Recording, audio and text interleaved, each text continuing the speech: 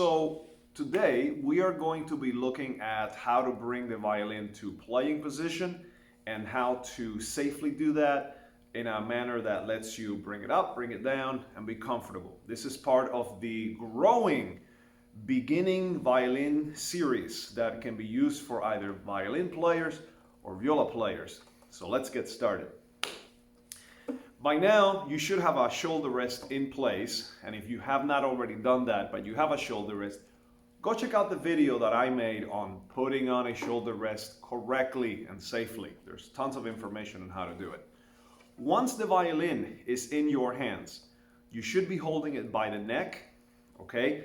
You should be placing the button, which is this little piece here that holds the tailpiece, on your knee, okay? For a beginning class, this is what I like to do.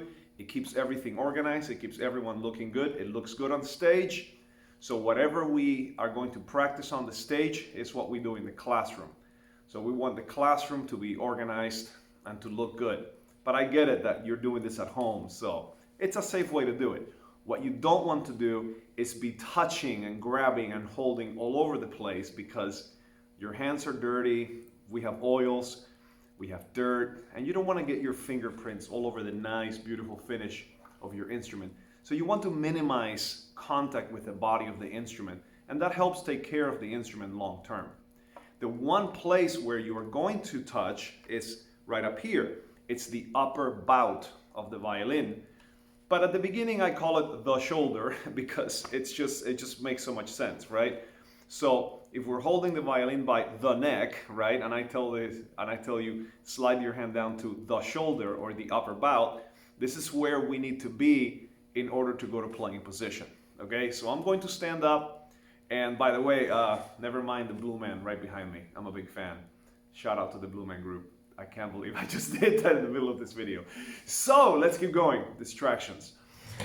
From here, when you're standing up in what I call rest position, you want your arm to be bent, so you're holding the violin here. If you're walking around with an instrument and you're a beginner, keep the instrument in front of you.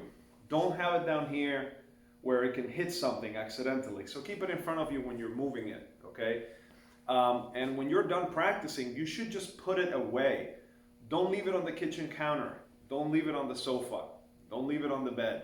Put it away. So we're here, and from here we're going to go to playing position. So I'm going to slide my hand down to the shoulder, right, or the upper bout of the instrument.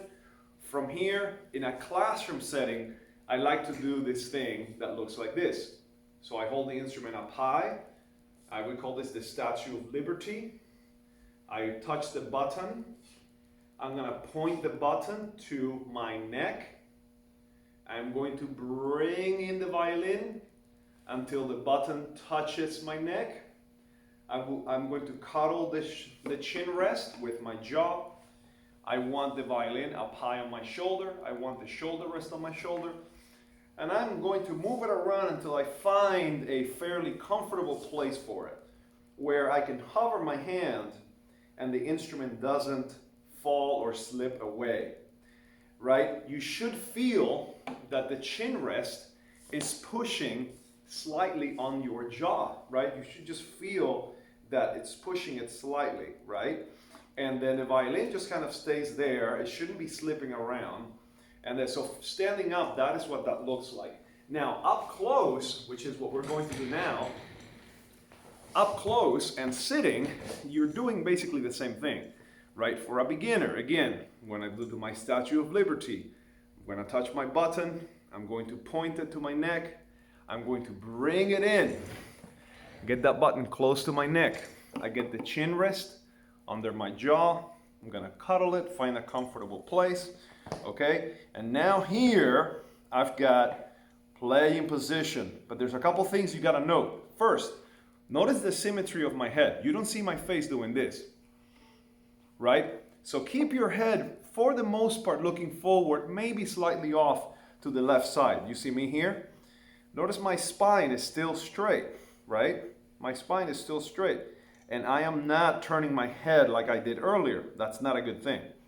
Secondly, the chin rest again is under my jaw. Third, my shoulders are both relaxed and loose. Fourth, notice that the violin shoulder rest is up on my shoulder. You know you're doing it wrong if it's down here, right? So bring it up high. I'm sitting up with my back straight. I'm not arching my back, but your back should be straight. Shoulders are down. Violin is on the shoulder. Violin shoulder rest is up on the shoulder. Chin rest is under the jaw. And it just stays, it doesn't slip. If I wasn't using a shoulder rest, I'm a beginner player, then it can be more difficult to control, right? So that's why I think the shoulder rest is helpful when you start playing violin or viola. So here we go. From here, I'm going to practice holding it because I need to build all of these different muscles that I'm using. You're gonna tire out if you're starting out. So just, give yourself a break, okay? Roll your shoulders a couple of times, roll your neck if it hurts, roll your shoulders, and I will do this in class when I teach it. Statue of Liberty, bring it in, and there we go. Eventually, you're not thinking Statue of Liberty, touch the button, bring it to your neck. Eventually, you're thinking playing position. Playing position. That's all there's to it. And then from here, then we play. So that's obviously more videos to be made. So I hope you found this helpful. If I missed anything, let me know. Drop me a comment below and let me know what you thought about this video. I'm trying to break down every step that would take a child from zero to being a successful beginning player with a foundation that will enable you to reach artistry. So I will focus on keeping you relaxed and developing independency of your left hand fingers. That will come. But the point is not to cripple the young player with bad habits. So make sure you follow everything I said. Make sure you practice all of the care